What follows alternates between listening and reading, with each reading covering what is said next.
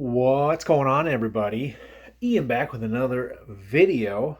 Finished one book since the first is when I the last video I had. I did finish one book. It was Mark Graney's Relentless. Um, this one was one of the weaker in the Gray Man series.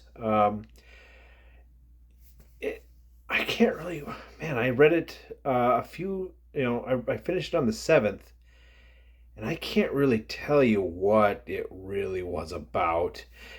Basically, you had the Gray Man going into Brazil to extract an asset that the CIA has, and there's just other factions who want to get to that asset, and it just kind of fell apart. I think I gave it 2 stars.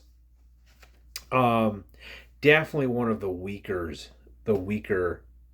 additions in the Gray Man saga. I will be continuing though because I am not a quitter. I take that back. I quit a lot of things, but I'm not going to quit this. So, Gray Man series, Sierra 6 is up next.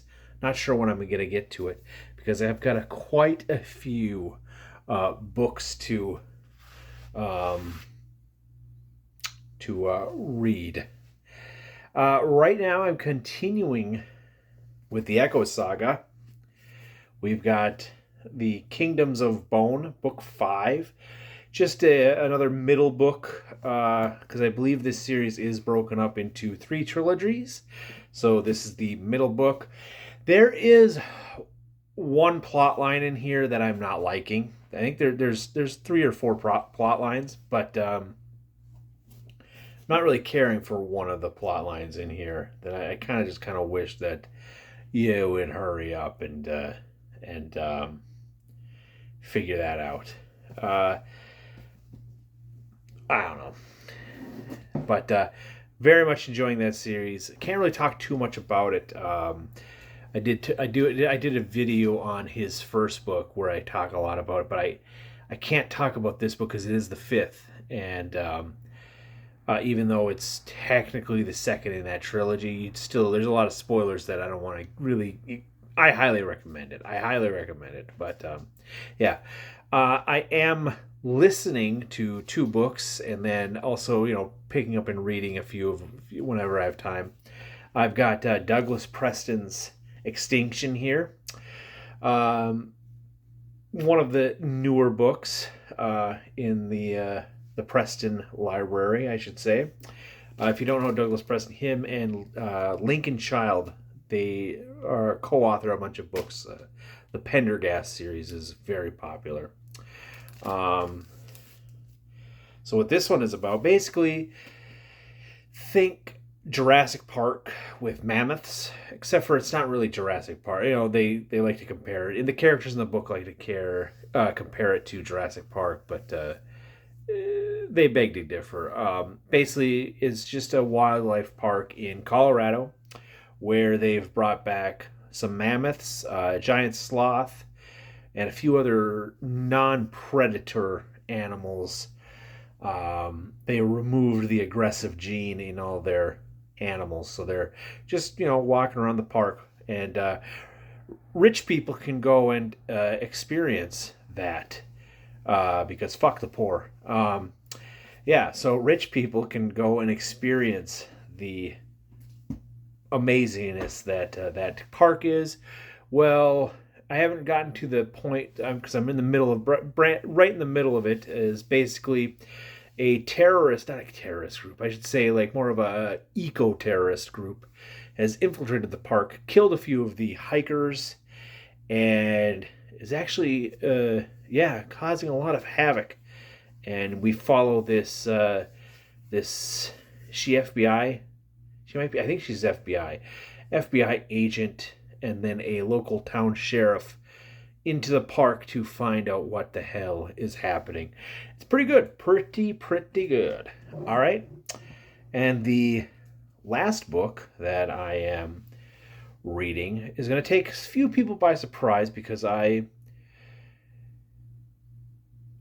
I have ranted in the past about this author, and he not finishing his work that he should have finished a while ago. If you don't know who I'm talking about, it is the talented George R. R. Martin, who absolutely refuses to put his talents on the page anymore, I guess. Uh, I have read a few of his books. I've read Fever Dream by him, and then I read something else. There's another um, uh, sci-fi series he did, and I read a wild card novel of him. And then I have read a Game of Thrones, just the first one, because I'm gonna wait till it's done. It's not gonna get done, but you know. After doing some research, I found out that this book is technically there is going to be two of them, but you can read the first one, is what I've been hearing, and without, you know, whatever. What's weird about this book, and I'm talking about Fire and Blood, it's not really a narrative book, which is another reason I kind of picked it up. It's more of a history, which is kind of interesting. I'm listening to an audiobook as well. As someone told me, you have to listen to the audio. If you listen to the audiobook, still have the book with you, because in the back you have all the names, because there's a lot of the same names in here, a lot of the very same sounding names in here. This perked my interest because I did finish House of the Dragon, and I can definitely see why people are a little irked at that ending. I'm not going to talk about it because just people like me who haven't seen it, are late to the party. Maybe they want to watch it. It's good, but I can definitely see why people are a little irked at that ending. But I decided to pick this up.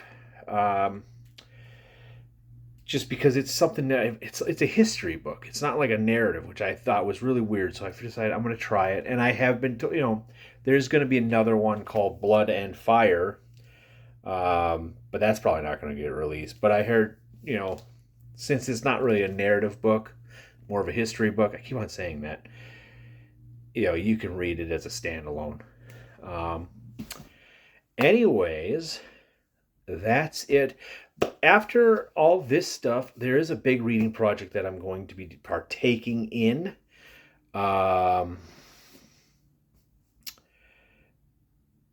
Probably by summer.